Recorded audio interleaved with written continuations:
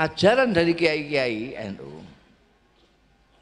itu karena ikut mendirikan Nahdlatul Ulama, itu ikut mendirikan negara kita ini, maka orang NU itu saya selalu mengatakan adalah orang Indonesia yang beragama Islam, bukan orang Islam yang kebetulan di Indonesia.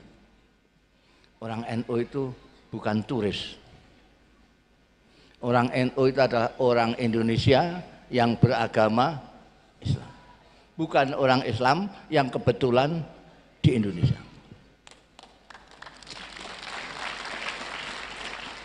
Dulu ada namanya Azhari, ada namanya M-Top yang ngebom itu, ngebom Indonesia. Mungkin masih bisa dimaklumi ya, karena dia bukan orang Indonesia. Jadi kalau Indonesia hancur dia nggak merasa rugi, nggak apa, dia bukan orang Indonesia. Tapi kalau sampean mau merusak Indonesia, wah, tak lawan kamu. Ini rumah kita bersama, harus kita jaga bersama. Jadi itu tadi sudah kita bersyukur karena manusia dengan menjaga kemanusiaan kita, bersyukur menjadi umatnya Nabi Muhammad Sallallahu Alaihi Wasallam dengan menjaga nilai dan ajarannya Nabi Muhammad Sallallahu Alaihi Wasallam, bersyukur menjadi orang NU dan melaksanakan ajaran-ajaran NU. Ada lagi satu lagi, belum jam 2. Satu lagi, kita bersyukur dengan hak prerogatifnya Allah Ta'ala. Kita diciptakan menjadi bangsa Indonesia, menjadi orang Indonesia. Ini anugerah, ini anugerah. Banyak sekali orang-orang asing ke Indonesia ini, banyak yang minta warga negara, banyak sekali. Banyak sekali. Lah kita yang jadi warga negara Indonesia kok nggak bersyukur gimana? Sampean tak tanya sekarang ibu-ibu ini, sampean yang paling jauh pergi kemana sana? Jakarta? Sudah pernah Jakarta ya? Bandung, sudah. Surabaya pernah? Rembang pernah? Saya itu Timur Tengah sudah, Eropa sudah. Eropa itu mulai Jerman sampai Spanyol, Amerika sudah, Jepang sudah, Korea sudah, Hong Kong sudah, Taiwan sudah, mana-mana. Setiap kali saya di negara-negara itu yang teringat adalah Indonesia. Kenapa? Kenapa? Karena di sana itu tidak seperti di sini. Di negara-negara itu kalau panas kita tidak tahan panasnya. Kalau dingin tidak tahan dinginnya. Di sini paling panas kemarin itu, paling panas itu 36. Kemarin itu saya lihat ketika panas sekali itu 36 derajat. Saya di Mesir pernah mengalami 50 derajat. Semua yang saya pegang panas sekali. Kalau naik bis pegangan ini panas. Ini panas. 50 derajat. Kena angin panas. Kalau di ini panas, kita berlindung di bawah pohon sudah tidak panas. Di sana berlindung di mana saja, kalau asal kena anginnya, kena udaranya panas. Saya pada waktu itu jadi mahasiswa. Kalau mau tidur, ranjang ini saya siram pakai air, set, langsung tidur. Kalau tidak langsung tidur, mengembalikan timba dulu ke kamar mandi, ini panas lagi nanti. Kalau belajar itu kitab saya masukkan ke plastik, sini pancuran saya pancurkan, ambil sini. Kalau enggak bisa belajar ya. Kalau musim dingin, itu di sini paling dingin itu 20-26 derajat. Itu pada waktu saya di Jerman itu 6 derajat di bawah 0. Itu masih 6 derajat, ada yang 20 di bawah 0 segala macam. Ini sudah keluar darah. selimutan itu keluar jarinya sedikit gitu. Oh ini udah gemetaran sendirian. Di sini ya Allah. Saya di Mesir itu sama kawan-kawan nyewa lapangan sepak bola itu mahal sekali, hanya untuk seminggu sekali. Itu pun seringkali prei tidak boleh dipakai latihan sepak bola.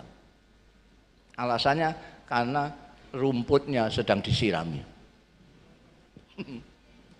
Di sini ini rumput malah ditebangin.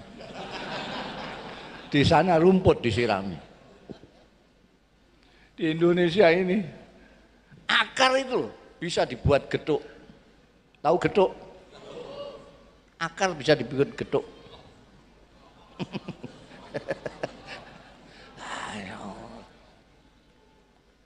Indonesia ini dulu ada Grand Syekh, Syekhul Azhar itu ulama yang terbesar di Mesir. Di bawahnya ini ada mufti. Kalau presiden mau ngangkat menteri agama, di sana namanya Wazirul Auqaf wad Din. Itu harus lewat Grand Syekh ini. Itu yang pernah Grand Syekh-nya Syekh Shaltut itu pernah ke Indonesia.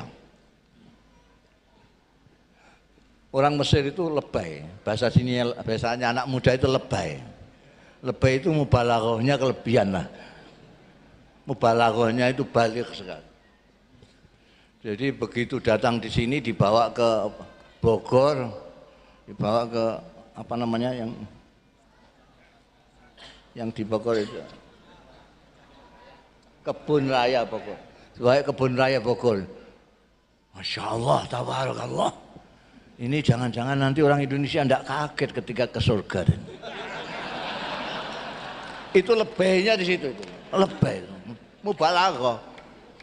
Kalau tidak kenal orang Mesir, wah ini penistaan, ini mesti gitu.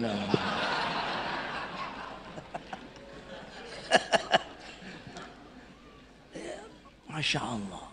Hadhihi qit'atun minal jannah. Indonesia hiya qit'atun minal jannah. Indonesia adalah sekelumit pecahan dari surga. Syekh Shaltut. Dari alamnya, dari udaranya, dari orang-orangnya.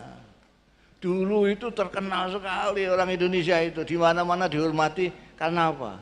Karena keramah tamahannya. Di Indonesia tidak kenal itu menegur kok. Dari mana Bu? Enggak kenal tapi negur. Di mana-mana tidak ada begini. Di kita ini negur. Sampai di Magelang sana itu, wah sudah. Dihampirkan, mari hampir. Nggak tahu belakangan ini kenapa. Kalau bahasa Jawanya kesambet. Kesambet di sini ya. Entah kesambet apa itu. Sekarang kok tiba-tiba menjadi sangar begini orang Indonesia. Beragama saja itu, ya Allah, NU itu ikut Kanjeng Nabi mengajarkan Islam yang ramah. Kanjeng Nabi Muhammad Shallallahu Alaihi Wasallam menyontohkan diri beliau. Kanjeng Nabi itu sampean nggak kenal Kanjeng Nabi. Kanjeng Nabi itu jangankan mau bicara, nggak bicara itu sudah mengajak. Nggak bicara itu mengajak Kanjeng Nabi itu, menarik. Orang selalu ingin dekat dengan beliau. Itu saja tidak bisa mengislamkan Abu Lahab. Kanjeng Nabi yang begitu indah wajahnya, begitu indah perkataannya, begitu fasih pengendikannya semuanya, itu tidak bisa mengimankan Abu Lahab. Kok sekarang malah kamu ajak dengan membentak-bentak, dengan menjahanam-jahanamkan, meneraka-nerakakan, menista-nistakan, membid'ah-bid'ahkan, tambah lari. Orang sekarang lari. Ini orang NU harus bangkit ini. Orang NU jangan tidur aja.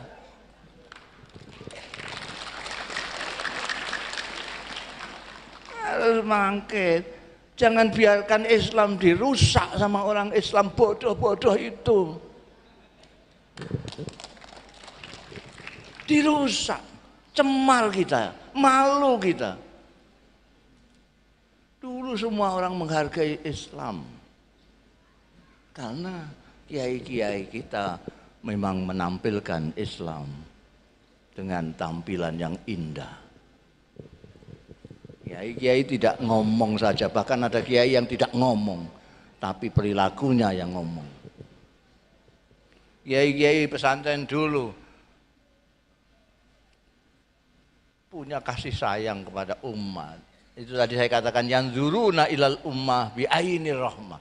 Karena kasih sayangnya kepada umat, tidak tahannya melihat umatnya itu kesasar-sasar, beliau itu membantu mereka membacakan Al-Quran, memahami Al-Quran, kemudian mengamalkan Al-Quran supaya terlihat oleh umatnya yang awam yang tidak baca Quran ini.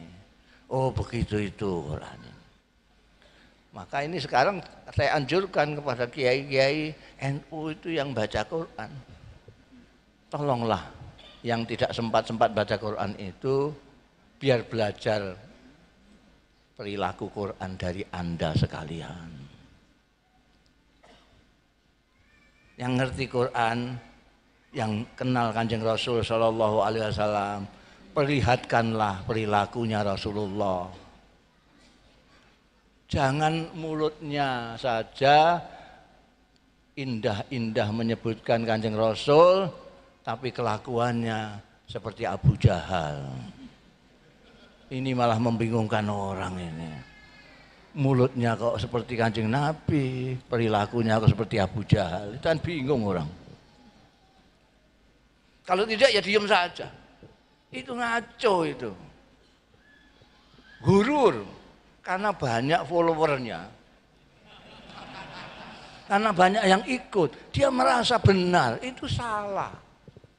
Benar dan salah itu bukan karena banyaknya pengikut. Tapi nalar atau tidak. Ibu-ibu bapak sekalian, sudah jam 1:30. Jadi tadi bersyukur sudah, tadi bersyukur semua ya, bersyukur. Kita itu ya Allah, sampai coba sampai keluar sedikit lah ke Singapura kemana, lihat Indonesia, lihat Indonesia. Luar biasa, luar biasa. Ada negeri kok seperti ini. Orangnya berbeda-beda semua. Saya itu tidak bisa bahasa Sunda. Sampai tidak bisa bahasa Jawa. Tapi kita bisa komunikasi. Kita bisa komunikasi dengan baik. Di sana ada orang Batak, di sana ada orang Madura. Di sana ada Bugis, macam-macam. Kita bisa komunikasi dengan mereka. Sampai datang agak ke situ sebentar, ke Filipina. Filipina itu seperti kita, banyak suku-suku, banyak etnis ini. Tapi bahasa Tagalog yang ingin dijadikan bahasa nasional itu belum jalan sampai sekarang. Sehingga dari kampung ke kampung orang tidak bisa komunikasi karena bahasanya lain. Kita kok nggak bersyukur gimana? Sekian ribu pulau-pulau, sekian banyaknya etnis, kita masih bisa berhubungan. Makanya NU pada waktu zaman Rais Am Kiai Ahmad Siddiq melanjutkan dari pendahulu-pendahulunya, merumuskan, sebetulnya sudah ada cuma dirumuskan saja. Ada rumusan khitoh, ada rumusan ukhuwah nahdiyah, ukhuwah islamiyah, ukhuwah watoniyah, ukhuwah basyariah atau ukhuwah insan. Ini berurutan. Kalau sampean ukhuwah nahdiyah saja tidak bisa. Ya tidak bisa ukhuwah islamiyah, nggak bisa. Ukhuwah nahdiyah aja nggak bisa kok. Kalau ukhuwah Nahdiyah saja nggak bisa, ukhuwah Islamiyah. Kalau ukhuwah Islamiyah saja nggak bisa, bagaimana ukhuwah Watoniyah? Kalau ukhuwah Watoniyah nggak bisa, bagaimana mau ukhuwah Insaniyah, Basyariyah? Nggak bisa. Itu tingkat yang paling tinggi. Dulu itu NU, yainya bisa semua. Sisa-sisa ya, sisa-sisanya Laskar Padang itu, Gus Dur itu tidak ada. Semuanya persaudaraannya manusia. Itu yang tertinggi. Kulukum min Adam, ma Adam min turab. Persaudaraan itu bisa dilaksanakan kalau bisa melewati ini. Persaudaraan Nahdiyah sudah, persaudaraan Islamiyah sudah, persaudaraan Watoniyah sudah, persaudaraan kemanusiaan. Kita manusia.